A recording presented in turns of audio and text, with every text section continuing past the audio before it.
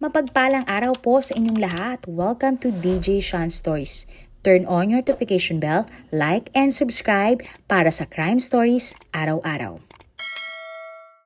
You talk to 100 married people. What's the biggest mistake you made at your wedding? Honey, I love you, but said I do. Not my mistake. Not my mistake. I love my wife.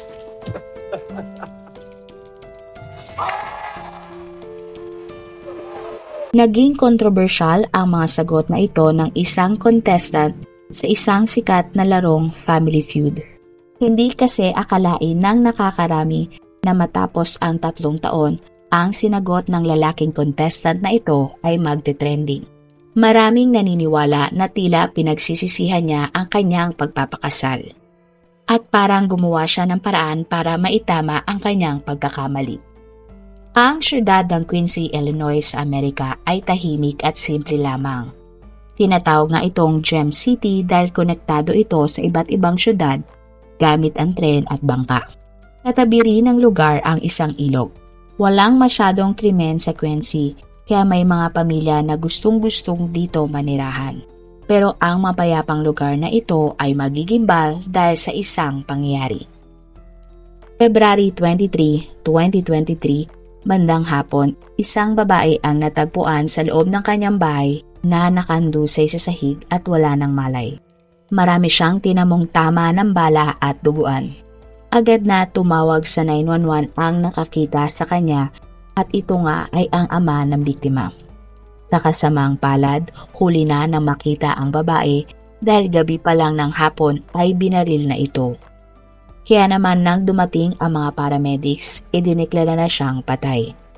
Ang biktimang babae ay kinilalang si Rebecca Blenfick o Becky. Siya ay ikinasal ng taong 2009 kay Tim. Nagkaroon sila ng 3 mga anak. Ayon nga sa ilan, napakaganda at perpekto ng pamilya ni na Becky at Tim. Sayang masaya ang mag-asawa simula nang sila ay ma-engage, makasal at magkaroon ng mga anak. Si Tim ay kilalang-kilala sa siyudad ng Quincy. Graduate siya sa Quincy University at Hall of Famer football athlete sa nasabing universidad. Nagtatrabaho din siya sa isang farm at factory.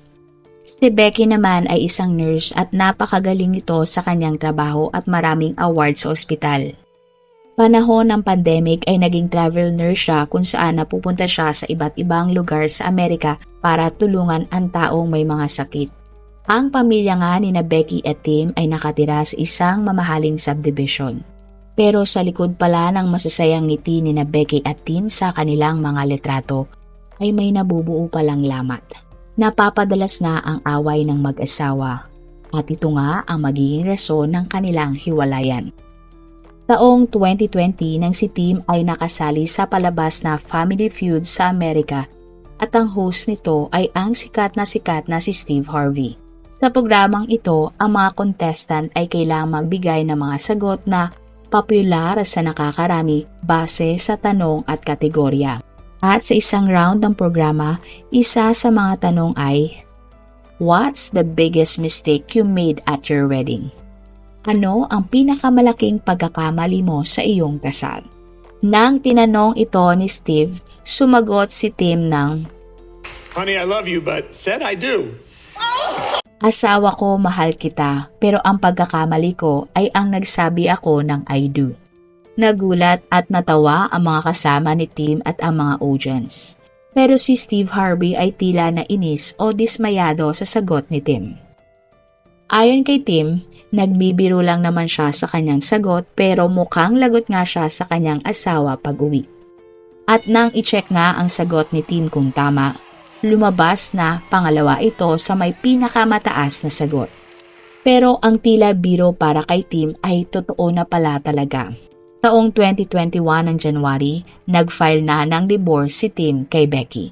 Ayon sa mga malalapit na kaibigan at kamag-anak ng dalawa, hindi na sila nasorpresa at matagal na nilang alam na hindi maganda ang relasyon ng mag-asawa. Matapos ang divorce ay lalong tumindi ang alitan sa pagitan ni na Tim at Becky dahil sa kustodiya ng kanilang 3 mga anak. Parehas nilang gustong makasama ang kanilang mga anak ng mas matagal. May 2021, ayon sa kaibigan ni Becky, tinext daw siya nito at sinabi na baka isang araw ay kunin na lang bigla ni Tim ang kanyang 3 mga anak. Sinabi pa ni Becky sa kanyang kaibigan na baka nga saktan siya ni Tim dahil lumalala na ang mental health nito. Natakot din si Becky dahil hindi pa nga din naisisoli ni Tim ang kanyang baril na lisensyado. Ilang beses na sinubukan ni Becky na kunin kay Tim ang baril pero ayaw nitong isoli ng dating asawa. December 2021, nag-file na din ng Ordinance of Protection si Becky laban sa tatay ni Tim dahil galit ito umano sa kanya. Natatakot si Becky na baka kunin na lang ng lolo ang kanyang mga apo. Sa isang text naman ni Becky sa isang kaibigan, sumama na daw ang ugali ni Tim dahil isang beses ay nakita ng kanilang mga anak kung paano sila nag-away. Napagbuhatan daw ni Tim ng kamay si Becky. Nagbili na din si Becky sa kanyang kapatid na kung sakaling may mangyaring masama sa kanya, ang pinakaunang tao daw na dapat paghinalaan ay walang iba kundi ang asawang si Tim. August 2022, naglabas na ng utos ang korte kung paano ang hatian o kustodiya sa mga anak tina Becky at Tim. Isa sa mga utos ng korte ay tuwing magpapalitan sila ng oras sa anak ay dapat 3 dipa ang layo ni Tim kay Becky. Ibig sabihin, bawal lapitan at hawakan ni Tim ang dating asawa. February 2023, habang naghihintay ng pasya ang korte tungkol sa divorce ng mag-asawa, naisipan na ni Tim na isoli ang baril kay Becky. Nakiusap si Tim na kung pwede ay ang mga pulis na ang magsoli nito dahil ayaw niyang makita si Becky. Pero hindi pumayag ang mga pulis at gusto nilang siya ang magsoli ng baril kay Becky. February 13, 2023, ang bagong boyfriend ni Becky na si Ted Johnson na siya rin niyang katrabaho ay natulog sa kanyang bahay. At ng February 21, nakiusap si Becky kay Tim na kung pwede ang kanilang 3 anak ay sa bahay niya muna matulog sa susunod na 2 araw. Nang araw din na iyon, umalis na din ang bagong boyfriend ni Becky sa kanyang bahay para pumasok at bumalik na sa kanyang bahay. At yun nga ang huling beses na nakita si Becky ng buhay. February 23, bandang alas 7 ng umaga, nakita ng isang kapitbahay ni Becky na bukas ang harap ng pinto ng kanyang bahay. Hapon nang tinext ni Tim ang tatay ni Becky na si Bill. Hindi pa daw kasi sinusundo ni Becky ang mga anak nila sa eskwelahan. At bandang alas 3 nga ng hapon nang pumunta si Bill sa bahay ng kanyang anak. Dito na niya nakita na patay ang kanyang anak at maraming mga tama ng bala. Agad naman siyang tumawag ng mga 911 para i-report ang mga pangyayari. Tinawagan naman ng nanay ni Becky si Tim at sinabi nga ang nangyari at hindi nga makapaniwala si Tim na patay na ang kanyang dating asawa. Ang investigasyon. Napag-alaman ng mga pulis na ang huling kasama ni Becky ay ang kanyang boyfriend na si Ted.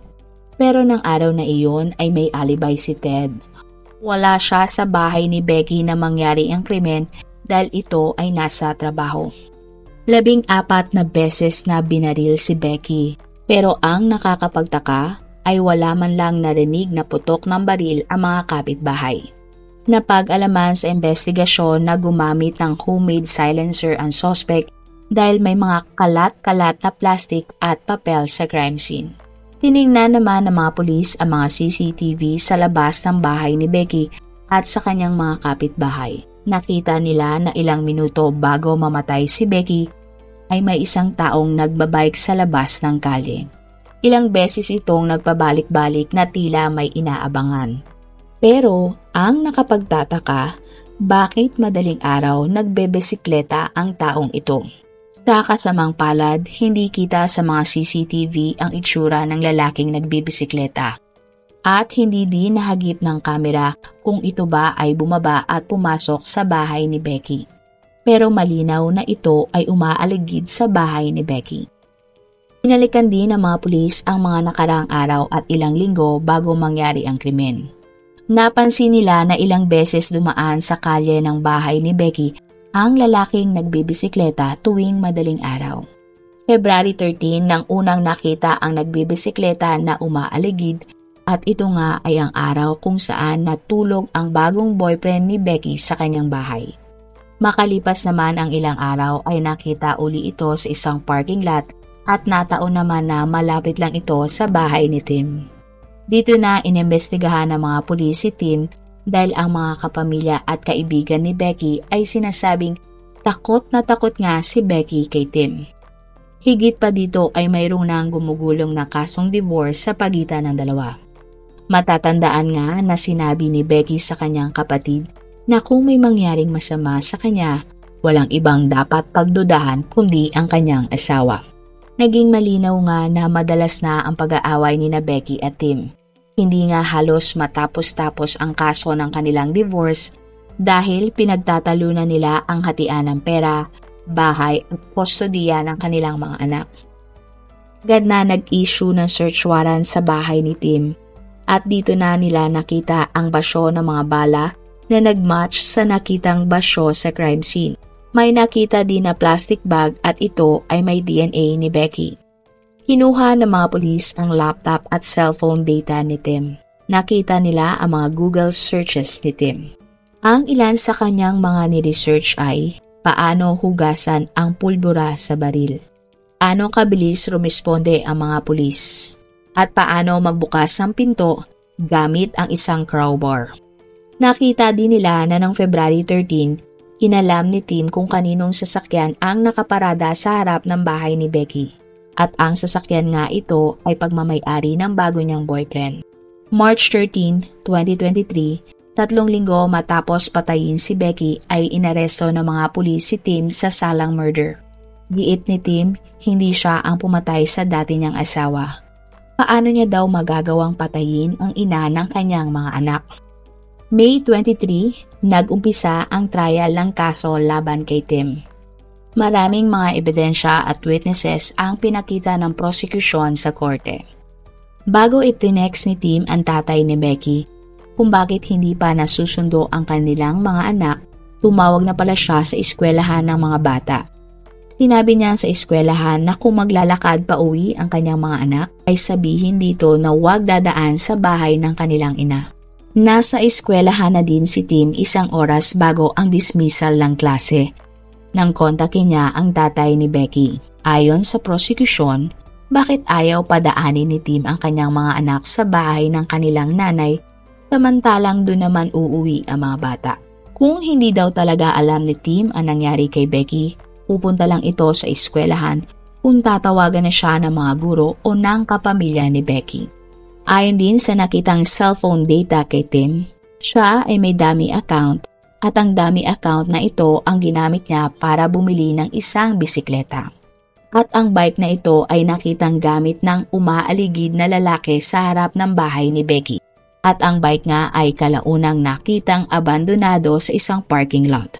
Dagdag din ng prosecution, patunay na si Tim ang lalaking nakita sa CCTV ng oras ng patayin si Becky at nakitang padaan-daan sa bahay ni Becky tuwing hating gabi.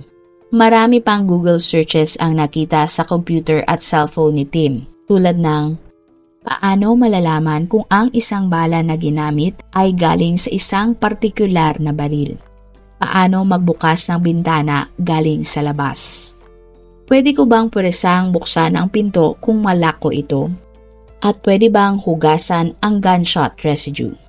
Ang smartwatch naman na laging gamit ni Tim ay laging naka-off sa tuwing dadaan ang bisikleta na nasa labas ng bahay ni Becky. Halos tugmang-tugma nga ang oras ng dalawa. Depensa naman ng panig ni Tim, puro circumstantial evidence lang ang pinakita ng prosecution sa korte.